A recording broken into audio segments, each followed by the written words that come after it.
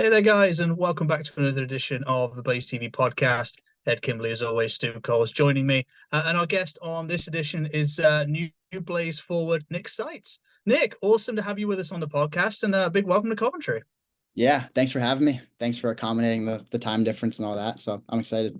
Well, you're on the East Coast, so you're pretty easy. It's those West Coast boys that cause us a little bit of headache. Yeah. But you didn't really need a time zone check if we talk about your early career because you're a New Yorker. But you played your AAA hockey just down the road there in North Jersey. And you stuck around with the Avalanche there up until the U16s. What's the junior ice hockey scene like in kind of the New York and New Jersey area? Yeah, so I'm from New York City, so I'm right in the city. Really there's not too many hockey players in the city because it's kind of tough to get out of there and play. But so I grew up just kind of skating on public rinks in the city. My mom would take me and my two sisters to just skate on public rinks. And then my first official team was I played in Chelsea Piers for the Cyclones in the city. And then probably when I was around 8 or 9, kind of wanted to get more competitive and play AAA. And so the Avalanche ended up kind of checking a lot of the boxes, and that it was pretty close in terms of as close as you can get out of the city. It was like 25 minute drive away. And it was a great team. I really look back on those years of very fondly. We had a lot of good teams. So yeah. Yeah, awesome. I guess it's one of those questions you probably heard a few times as your career's progressed. Why get into hockey? Why was hockey the sport? But I guess for someone that grew up in New York City, that's a little bit of a different question to someone that say grew up in Toronto, for example. So why hockey over the plethora of other sports you would have had access to? Yeah, it's one of those things that kind of I'd always been playing since I can remember. So my dad played growing up, and he Okay. played in college as well. So that was probably a big driving force. And I think really from what my mom has told me is they put us in a lot of different sports, and we always just kind of loved being on the ice. Like we always had a smile on our face when we were on the ice, and picked up skating pretty quickly. I mean, I think I started just public skating when I was probably around 3 or 4. So really well before I could ever remember, and just always loved it. And then by the time I was kind of older and able to really like think about what I want to do, hockey was a pretty easy choice. Not only because I had kind of that base of skating because I was comfortable doing it, but I've always just kind of loved being on the ice. Always loved the sport. But probably my dad was the main reason because he played hockey growing up, and then I think we just kind of always loved being on the ice. Always had a smile on our face when we were skating. Sure, and presumably your old man was pretty instrumental in your development as a player as well. Yeah, yeah, for sure. Yeah, hard to even kind of describe it, but just after every game, always giving me advice, good and bad, and he's pretty much been through everything with me with hockey. So he's someone who I've always leaned on, who I still lean on a lot, honestly. And so yeah, I owe a lot to both my parents for my growth as a hockey player. Oh, that's awesome. That's always really good to hear. Um, Yeah, it's always interesting you because guys always take different roads to the pro game, right? Even if they just end up hanging up after collegiate hockey, and everybody's got a different development story. So you stuck around quite a while there in North Jersey, with the U up until U16s. Do you think sticking around in one place, growing through that system, with the Avs was good for that rather than kind of pinballing around? yeah, I think it was. I think I was lucky in that the Avs, there was really nothing else I needed, and just growing up, I think they, it checked all the boxes for what I needed for my growth and for my development as a player. I mean, a huge part of it is just the fact that like it wasn't too far away from the city. It was one of the more feasible like driving places that was also competitive. And also just I've had great coaches along the way. And the Avs have been one of the top programs in the area. So really for me, there just never really was too much of a need to change it up. Sure, sure. Yeah. I mean, certainly when you look at your resume from that time, I kind of guess if I was in your shoes, I probably wouldn't want to move either. U14, you lead the league in scoring. Then you win 2 different titles at the U16 level in the same year. Um, East Coast AAA junior hockey is not really a strong point of my knowledge set. So how do you win 2 different titles in one year, Nick? Yeah, so we were in two different leagues. So we were in the Atlantic Hockey League, which is just kind of all the Mhm. local teams in the Atlantic District around New York. And then we were in the Tier 1 Elite Hockey League, which was probably a more competitive league. It was with a lot of teams from kind of all over the country. I think the way it was siphoned off was there were kind of like 4 teams from each area. So like it was us and there was a Boston team and another New Jersey team, and then there were teams from like Colorado and Dallas was like one group. Oh wow. Really it was pretty cool. You kind of it was a lot of travel, but you were able to play a lot of the best teams in the country. So those, I mean, the Atlantic Hockey League we had to be in, and then that league just, I think it really challenged us, and it challenged me as a player for sure, especially my first year of 16s, when I'm playing older players as well, because that's kind of like the 15 age group and then the 16 age group as well.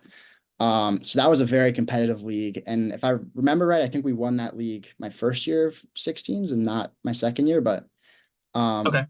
to win that league was pretty cool, and that's something that I'm still pretty proud of because that was a very competitive league. Um, but yeah, just it was a lot of games as well. Just felt like we were playing every weekend, but always loved it. And yeah, we had a very competitive schedule and a very good team. The 2 years of 16U, the coaches really like compiled a good group of players, a fun group to be a part of. I look back on that with a lot of fond memories for sure. That's good, and I think we'll come on to this a little bit later because we try and keep this chronological from when you all the way down to midget maybe up until the present day, but playing in 2 different leagues at the same time, different competitions, or suit you well for life in the elite league with the regular season and then the Challenge Cup running side by side. But yeah, more on that later. Yeah. But was winning everything that you could probably win with North Jersey one of the reasons when you hit U18s to move to the Junior Islanders organization? Because I imagine, you kind of didn't really have anything to prove there anymore. Yeah, I think looking back on it, the winning was a huge part of it. Also just kind of the development as a player. I think like playing for the PAL Islanders that year, that was a really important year for me, just in terms of my development. Like for one, that the coach, he helped me get my commitment to Princeton. I committed the summer after my 16 year, right before 18s, but Okay. my coach at PO was really important for that. And also just at that point, I was a pretty skinny kid. I really needed to like gain power, gain strength, and that was something that I really focused on that year. Like they put a premium on working out and getting stronger and on development in terms of that. And then the other thing was I was able to play center there, which I think was Okay. important in my development. And kind of focus more on shooting the puck. So I think just like that was a really important year for my development. And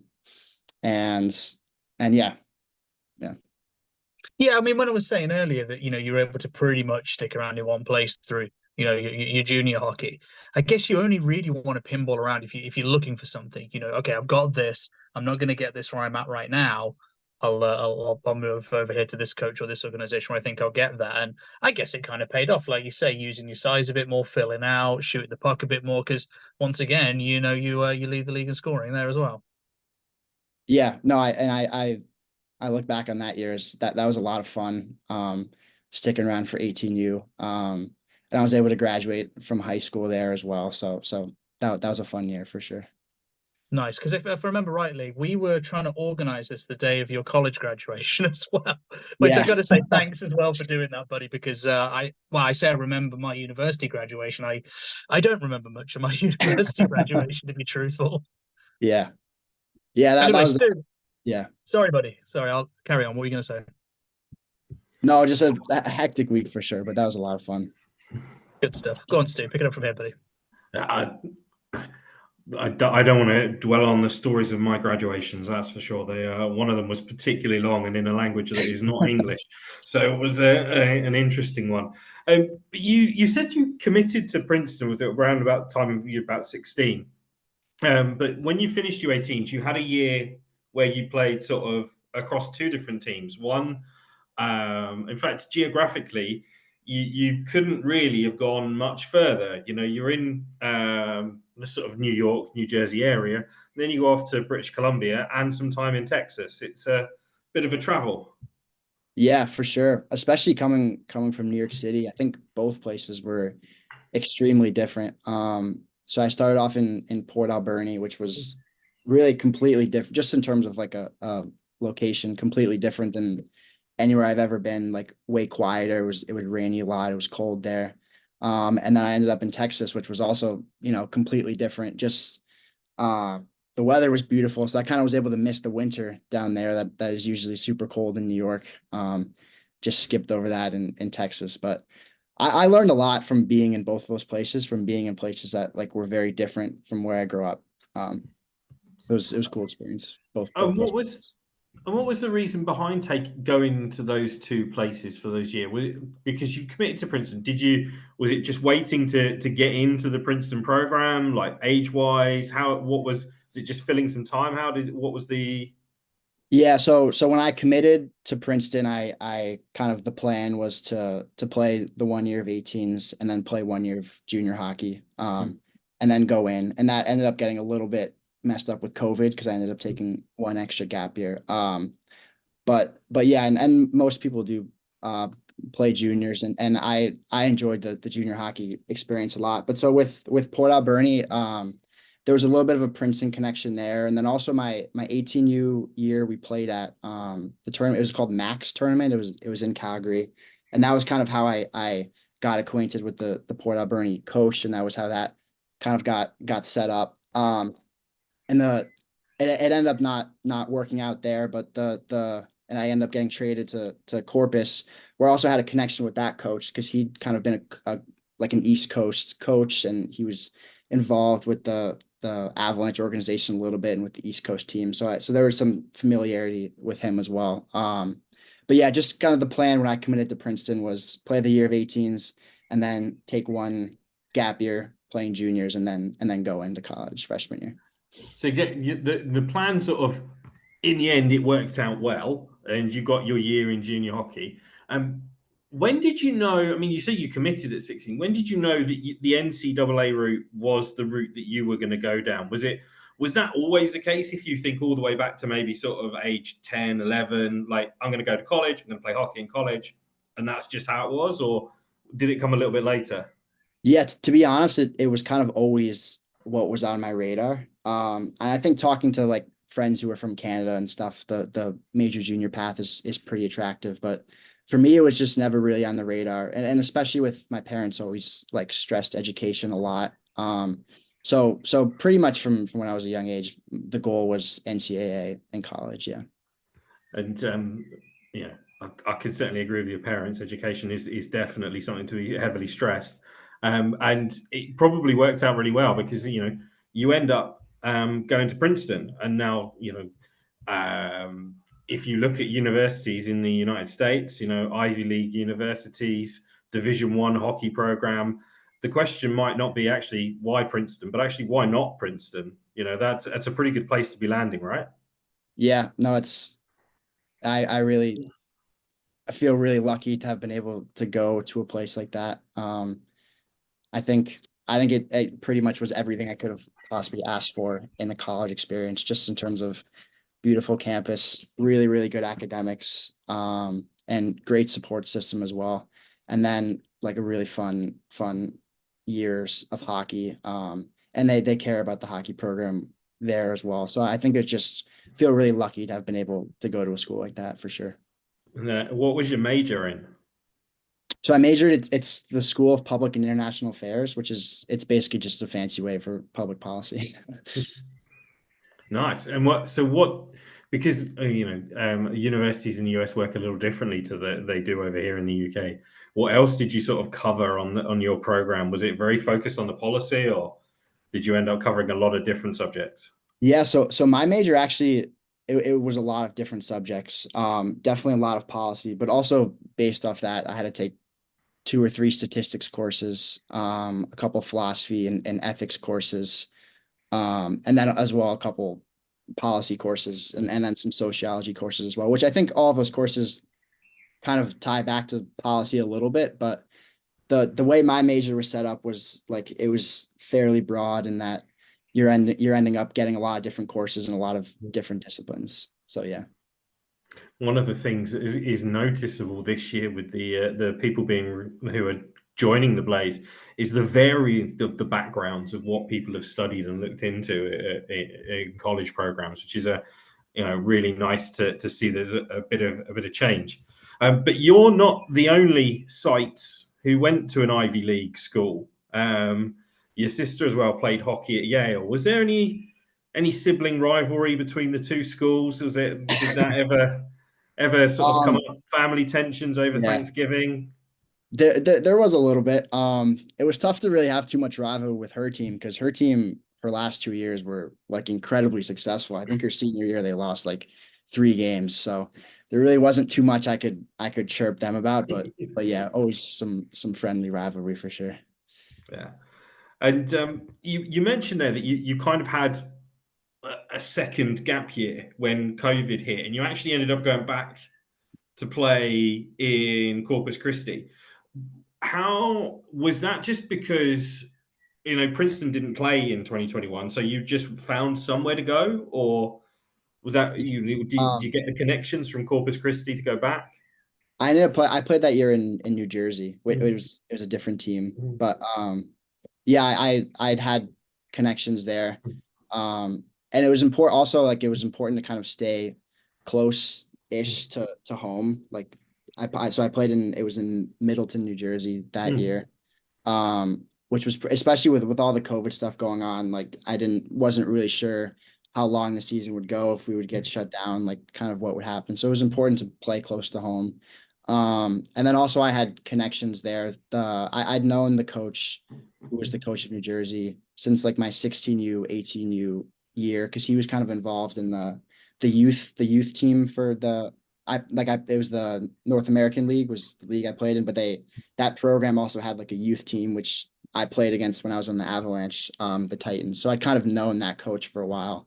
So there was definitely a connection there. Yeah. And getting some hockey in 2020, 2021 was Yeah. always very important. There were so many players who just didn't play, whose hockey career just stopped. And, it can be very difficult to get back into it. But when you did get back into it, you kind of grew and grew. And then, senior year, leading the team in assists at Princeton must have been a sort of a really good development over those few years. Yeah. And I think I owe a lot of that to the coaches and the staff at Princeton. Like kind of again, when I came in my freshman year, I think I was a pretty skinny kid. I didn't have a lot of power, which affected not just like my puck possession, but affected my stride. I think was the biggest thing. I didn't have a lot of power in my stride. So I think that was a huge thing from freshman year to senior year, is just getting stronger, getting more power in my stride. Also, and then I think the other thing is just kind of confidence and experience. As I kind of got games in and got really comfortable at that level, and my coaches kind of started to grow more confident in me. I think I started playing a lot more confident, playing more kind of what I think my game should have been like. And so, yeah, I think I can look back with a lot of pride that I kind of got better each year, and tried to kind of address some of the things that I wasn't necessarily as good at in the years before. And I think the college season is pretty like conducive to that as well, because it's not a ton of games. There's a lot of time to like be in the gym, get stronger, which that was a really important thing for me as a college player. And as someone who just kind of didn't have a ton of strength like coming in, I think that was something that I turned from a weakness into a strength over the course of those 4-5 years, really, that I was there. And it paid off, because just recently you were named as on the second team of the All Ivy team, and you're also on the All Ivy, or the academic All Ivy team. Now, over here in the UK, we're pretty familiar with first team All Star, second team All Star. But what does an All Academic Ivy team mean? What's that for? Yeah, so I think that process was, so like the head coach of each of the 6 Ivy Leagues just kind of nominates one of their players. And so that was like a 6-player team with one player from each of the 6 different Ivy League schools. So. And why do you get it? What have you done that the other players on your roster haven't done that have enabled your coach to put you up for that award? I'm not really sure. I think it's probably a combination of a couple of different things, as GPA and then, extracurricular activities and stuff like that. But yeah, just lucky that he nominated me for that. It's definitely a combination of not just play on the ice, but academics as well. That comes in the name, right? Academic all Ivy. Right. Yeah. I was going to say, I think that is probably, Stu, with your background, right up your street. Just a little. But it's one thing, Nick, that I always ask guys when they come out of the NCAA and they come straight over to join us here in Coventry is, why spend that first pro season overseas? Because, the route to pro hockey coming out of the NCAA is pretty obvious, right? In North America, you can go play in the coast. If you're very lucky to get a shot at the American League, go play there. So why book that trend and head east rather than, I guess, head west? Yeah. I was pretty set. I didn't know where I was going to go after I finished my college year, but I was pretty set that I did want to go to Europe somewhere. I think the main reason is just like, I think I'm still pretty young. I think it's a great opportunity to just kind of go see a place in an area that I'm not familiar with. And like to challenge myself in that respect. Just kind of go into a different place, a different area. So I think that's the main thing. I have a little bit of experience traveling, but I think there's just kind of so many places out there that I haven't seen. So I think this is a cool opportunity to just kind of be in a very different situation. And I guess as well, having the older sister, who's been playing in Sweden, I think she's going to be in Modo again next year, if I remember right. Yes. You'd have heard of her experiences of playing in Scandinavia, playing in Europe, and I guess that probably would have influenced you as well, right? Yeah, it did. And she had very, very positive experiences. Just in terms of hockey and in terms of off the ice stuff. I think in terms of hockey, she had a great year. I think their team lost in the finals. So they'll be looking to build on that for next year. But I think she just, like coming from New York and then going right to college, I think she really loved just the opportunity to travel and to see different places. And while she was there, she was able to travel to some different places around her town. I can't pronounce what her team is, but she was able to travel and see a lot of different places that year. So I think she had a really fun year. And talking to her definitely did play a factor, because that's something I want to have both a good year of hockey and kind of see a different place, be able to travel and do all those types of things. If you can pronounce Swedish town names, you do a better job than we do. I was talking to a guy not that long ago. There's a town called well, we pronounce them even Vaxo, but then there's 4 or 5 different ways of pronouncing that town name, and at that point, I think I just gave up on trying to get that one 100%. I'll just get as close as possible. But the one influence that you've not talked about is somebody whose path you've crossed with at your time in Princeton, and that's going to be your new boss in Kevin Moore, who was director of hockey ops at Princeton for a year while you were there. Talk to us about those conversations with Kevin, because I love him to bits. I think he's going to be a real great addition as a first year coach here in Coventry, and tell us about those conversations and what lured you to the Blaze. Yeah, so the fact that he is the coach was definitely a big factor, and he's someone that I'm really excited to play for as a head coach. Really, just from what I remember of him being there last year, is he's someone he's a very smart, like, hockey mind. He sees the game very well, and also he was really important in our team. I think, kind of looking back on my 4 years, we lost a lot of games my freshman year and my sophomore year.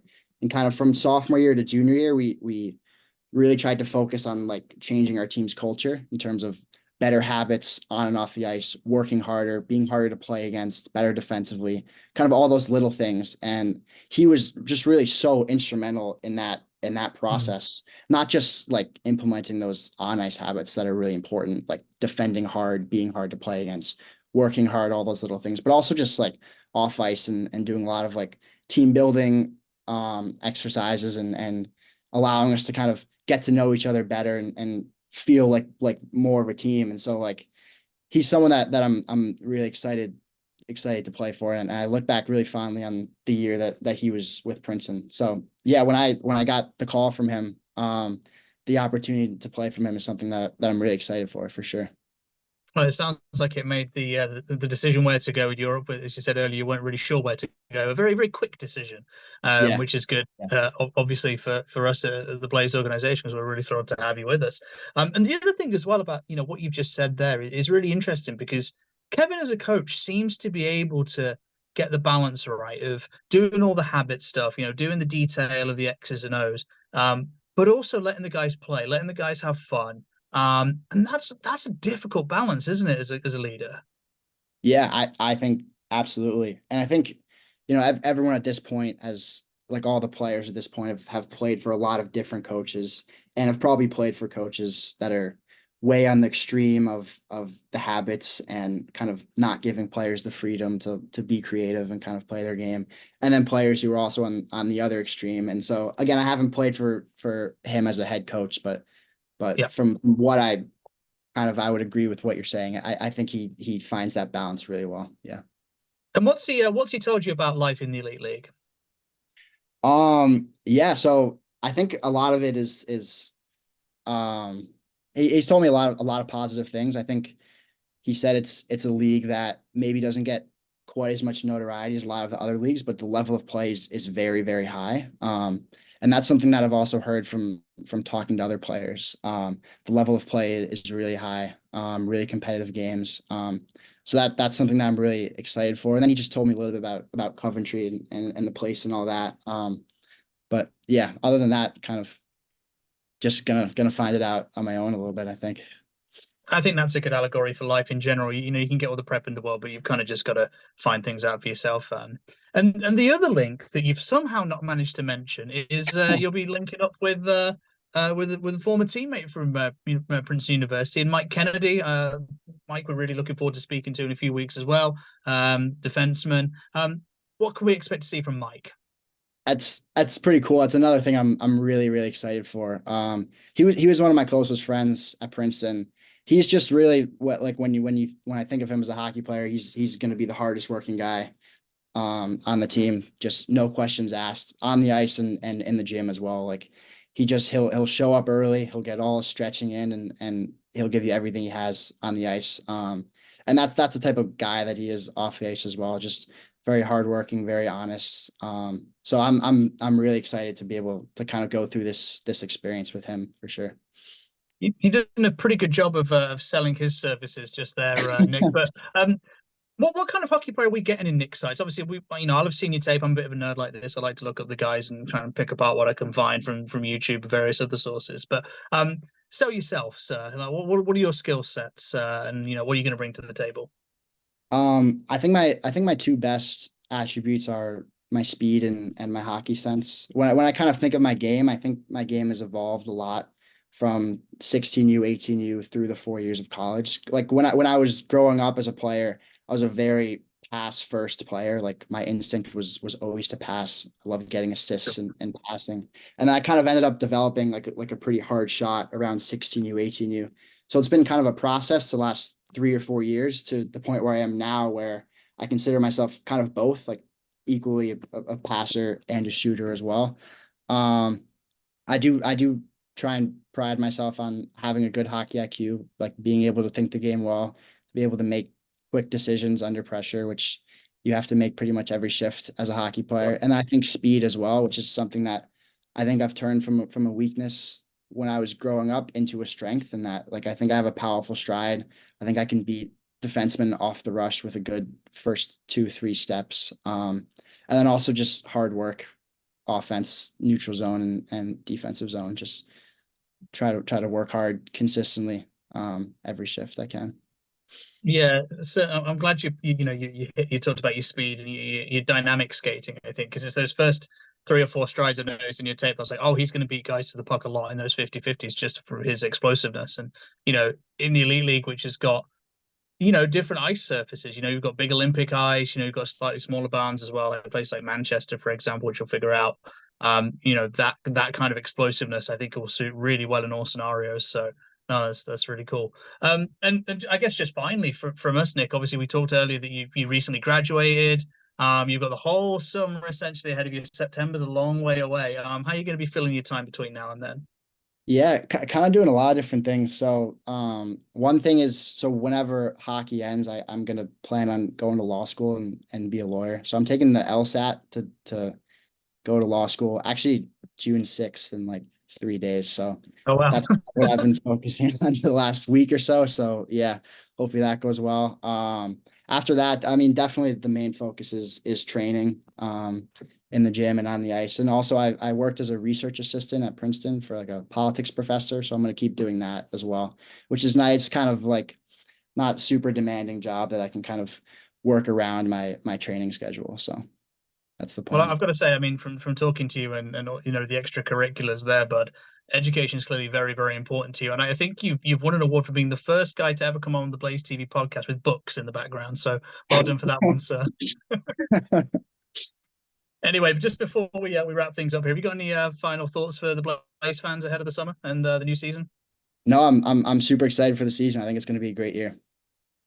Yeah, Nick, it's great to have you on as a guest. Stu, great to have you co-host this as always. And guys, you know, signings are coming thick and fast. We'll get more of these episodes out to you as and when we can. But we'll see you there on the next one. And bye for now.